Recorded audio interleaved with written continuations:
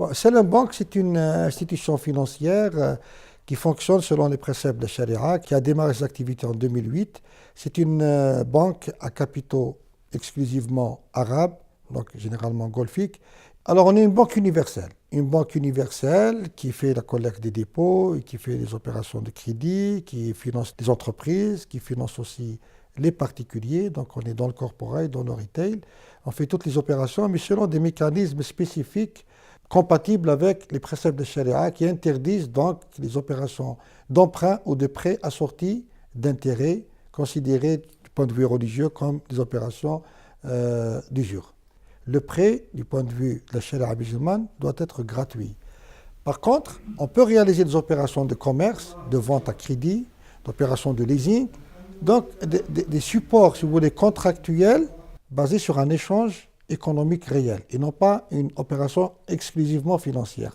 Là, le profit il est considéré comme licite. Donc, au lieu, par exemple, de prêter de l'argent, par exemple, à un particulier pour qu'il puisse acheter un véhicule, la banque, Salam Bank, qu'est-ce qu'elle fait? À l'instar des autres banques Sharia compatibles, c'est la banque elle-même qui achète le véhicule et qui le revend à son client à crédit. En définitive, le résultat, si vous voulez, sur le plan financier, sur le plan impact ou incidence financière, il est le même.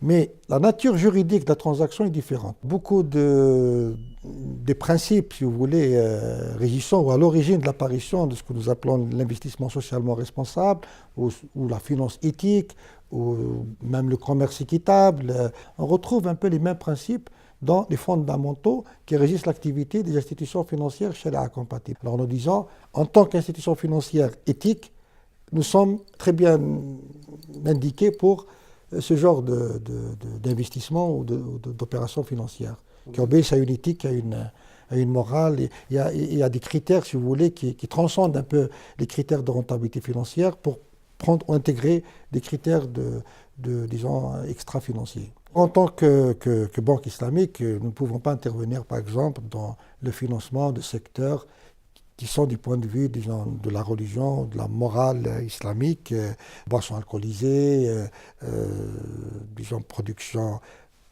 artistique, cinématographique, immorale, tabac, on n'intervient pas dans le secteur des tabacs, donc tout ce qui est nuisible, tout ce qui n'est pas permis du point de vue, jeu du hasard aussi, bien sûr, effectivement, ça c'est exclu. Donc il y a cette notion d'exclusion de certains secteurs d'activité considérés comme immoraux et incompatibles avec les valeurs, disons, véhiculées par la charia musulmane.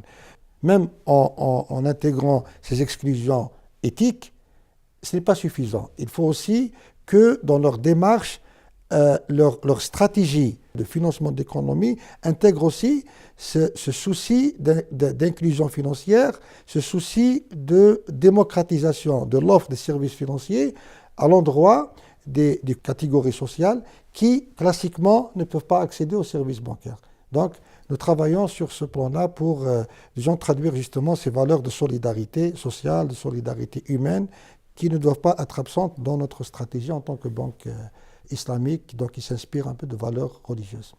Bon, c'est vrai que l'intérêt pour la préservation de l'environnement et la limitation de tout ce qui est industrie polluante est assez récent en Algérie. C'est-à-dire, c'est vrai qu'il y en a beaucoup d'efforts à fournir en la matière et les outils qui nous permettent d'ailleurs de faire cette sélection ne sont pas très élaborés pour le moment, mais je suis tout à fait d'accord avec vous que c'est un critère pour lequel nous devons accorder beaucoup d'importance et nous veillerons à l'inscrire un peu dans le cadre de nos critères de sélection et dans notre stratégie de développement et de financement à l'avenir. Pas encore, crowdfunding n'existe pas encore. Bon, c'est assez difficile de le lancer dans le contexte, disons, légal et réglementaire actuel, même dans le contexte, disons, socio-économique, mais peut-être dans un avenir proche ou peut-être lointain, c'est quelque chose qui va se développer.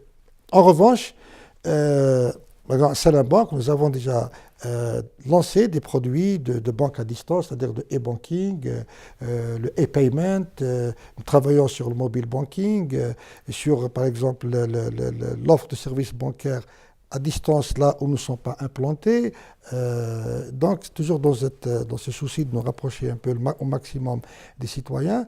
Et donc, si vous voulez, il y a un processus de modernisation, d'utilisation un peu des produits, des recettes, des technologies de la communication et d'information pour donc donner cette touche de modernité à côté de cette touche d'authenticité, donc pour évoluer sur les deux tableaux. Donc une banque moderne, ouverte, agressive commercialement et en même temps qui a son enracinement, si vous voulez, sur le plan des valeurs éthiques et religieuses et qui colle un peu à la réalité culturelle et sociologique du pays.